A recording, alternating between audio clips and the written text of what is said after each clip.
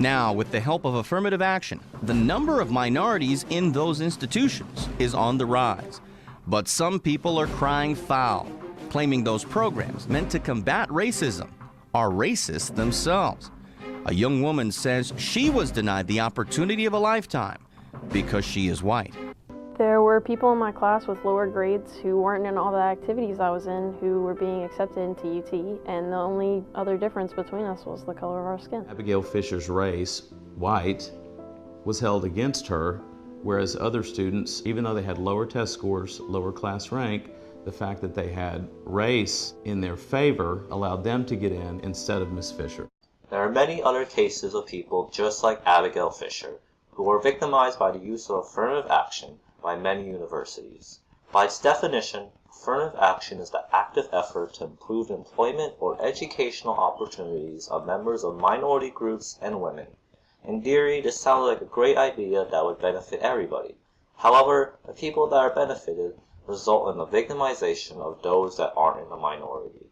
The most common case against affirmative action is that it rewards those that are unqualified as long as they have race on their side, while those that may be qualified and contain many merits have the possibility of being hindered and left to dry.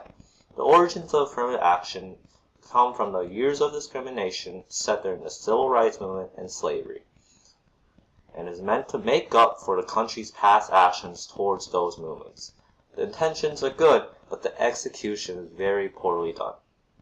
The very act of affirmative action just promotes more discrimination, just in the reverse order.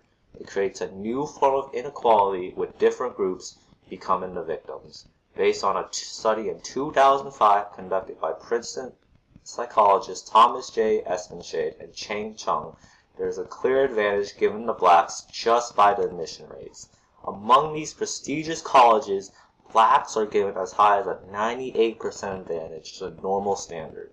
If you would look at the SAT scores that correspond to them, it shows they get to perform at a much lower standard than other groups such as white and Asians that achieve the same exact goal.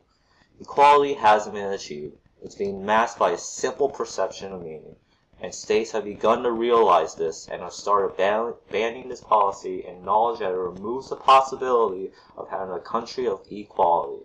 States such as California, Arizona, and Washington are among the few that have banned this policy as seen through this graphic. Let's look specifically at California and their implemented UC system. This graph shows the effects of the ban of affirmative action towards several groups of people after 1996. You can clearly see that the percentages of Latinos and African Americans significantly dropped after the ban.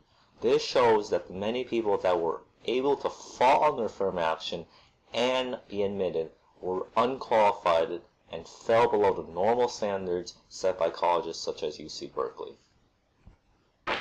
Affirmative action not only hinders those that do not fall under affirmative action, but it also negatively affects the minorities that benefit from this policy.